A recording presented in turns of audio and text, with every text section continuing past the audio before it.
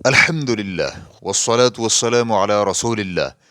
کیا جمعہ کے خطبہ کے دوران موبائل بند کرنا ایسا لغو کام ہے جس سے جمعہ کا اجر ضائع ہو جاتا ہے؟ سوال کیا گیا ہے۔ بسا اوقات کچھ بھائیوں کے موبائل کی گھنٹی خطبہ جمعہ کے دوران بجنے لگتی ہے اور کچھ تو حیا باختہ موسیقی پر مشتمل ہوتی ہیں۔ اگر دوران خطبہ کسی کے موبائل کی گھنٹی بجے اور وہ اسی وقت موبائل بند کر دے تو سوال یہ ہے کہ کیا یہ عمل اسی لغو میں شمار ہوگا جس کی طرف نبی علیہ الصلاۃ والسلام نے اپنی حدیث مبارکہ میں اشارہ کیا ہے، اور حدیث میں مذکور الفاظ اس نے لغو کام کیا، اس کا مطلب کیا یہ ہے کہ اس کا جمعہ نہیں ہے، یعنی اس کا اجر نماز ظہر والا ہوگا اور جمعہ کا اجر نہیں ملے گا؟ الجواب بعون اللہ سبحانہ وتعالی۔ اول، موبائل فون میں موسیقی پر مشتمل رنگ ٹونز استعمال کرنا گناہ اور حرام ہے، کیونکہ نبی علیہ الصلاۃ والسلام نے تمام گانے بجانے کے آلات کو حرام قرار دیا ہے، اور خطبہ جمعہ کے دوران موبائل فون بجنے پر اسے بند کرنا ضروری ہے، چاہے رنگ ٹون جائز ہی کیوں نہ ہو، کیونکہ موبائل فون کے بجنے سے خطیب اور دیگر نمازیوں کو تشویش لاحق ہوتی ہے اور خطبہ سننے میں دشواری ہوتی ہے، اور خطبہ سننا واجب ہے۔ ہمیں امید ہے کہ دوران خطبہ موبائل بند کرنا اس لغو میں شمار نہیں ہوگا جس کی طرف سوال میں اشارہ کیا گیا ہے۔ مذکورہ لغو وہ ہے جو کہ نبی علیہ الصلاۃ والسلام کی اس حدیث میں ذکر کیا گیا ہے۔ جو شخص کینکریوں کو چھیڑے اس نے لغو عمل کیا۔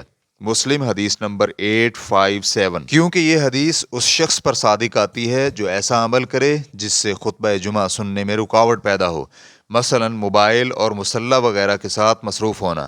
حافظ ابن حجر رحمہ اللہ نے فتح الباری میں حدیث نمبر 934 کی شرح لکھتے ہوئے کہا، تمام اہل علم کا کہنا ہے کہ جس شخص کو خطبہ کے دوران کسی اچھے کام کے حکم کی ضرورت پڑے یا غلطی سے روکنے کی ضرورت محسوس ہو تو وہ اشارے سے یہ کام کر سکتا ہے۔ اور علامہ نووی رحمہ اللہ صحیح مسلم میں کہتے ہیں، اس حدیث میں خطبہ کے دوران ہر قسم کی گفتگو کرنے سے منع کیا گیا ہے، اور کسی کو منع کرنا مقصود بھی ہو تو خاموشی کے ساتھ بذریعہ اشارہ منع کرے، بشرطے کہ مقابل شخص اشارے سے بات سمجھ سکتا ہو۔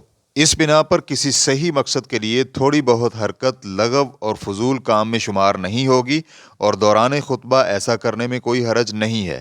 دوم، نبی علیہ الصلاۃ والسلام کا جمعہ کے دوران فضول حرکت کرنے والے شخص کے بارے میں فرمان اس کا جمعہ نہیں ہے۔ اس کا مطلب یہ ہے کہ اسے ظہر کی نماز کا ثواب ملے گا اور نماز جمعہ کے ثواب سے محروم رہے گا۔ چنانچہ عبداللہ بن عمر بن عاص رضی اللہ عنہما کہتے ہیں کہ نبی علیہ الصلاۃ والسلام نے فرمایا، جس شخص نے دوران خطبہ جمعہ لغو کام کیا اور لوگوں کی گردنیں پھلانگی تو اس کا جمعہ نماز ظہر بن جائے گا۔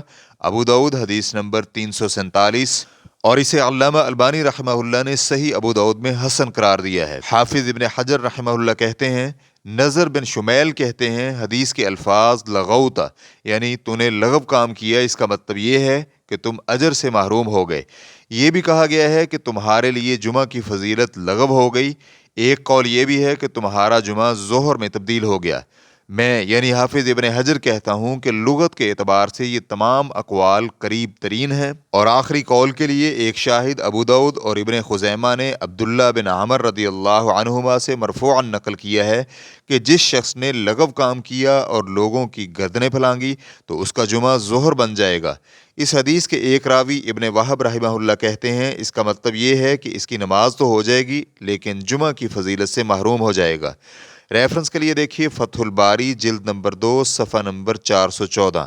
بدر الدین عینی رحمہ اللہ کہتے ہیں، حدیث کے الفاظ کانت لہو ظہرن کا مطلب یہ ہے کہ اس کا جمعہ ظہر بن جائے گا، یعنی جمعہ کی جو فضیلت اسے ملنی تھی وہ اسے نہیں ملے گی، کیونکہ اس فضیلت کی شرائط پوری نہیں تھی۔ ریفرنس کے لیے دیکھیے شرح و سنن ابی داؤد جلد نمبر 2 صفحہ نمبر 169۔ اس لیے نماز جمعہ کے لیے آنے والے افراد پر ضروری ہے کہ شعائر الہی کی تعظیم کریں، اور اس کے لیے اپنے اعضاء کو فضول حرکتوں اور زبان کو گفتگو سے پاک رکھیں، وگرنہ اسے گناہ ہوگا اور اس کا جمعہ ظہر میں تبدیل ہو جائے گا۔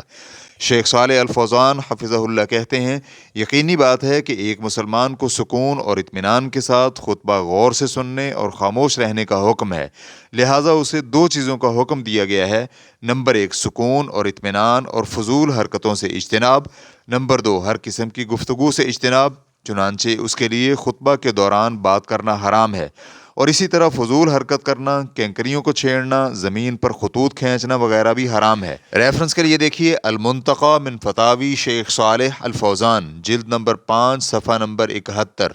واللہ تعالی اعلم۔ اسلام کیو اے ریکارڈنگز، مؤسسۃ الشیخ محمد صالح المنجد، المملکۃ العربیۃ السعودیہ، فتویٰ نمبر 119636۔ والسلام علیکم ورحمۃ اللہ وبرکاتہ۔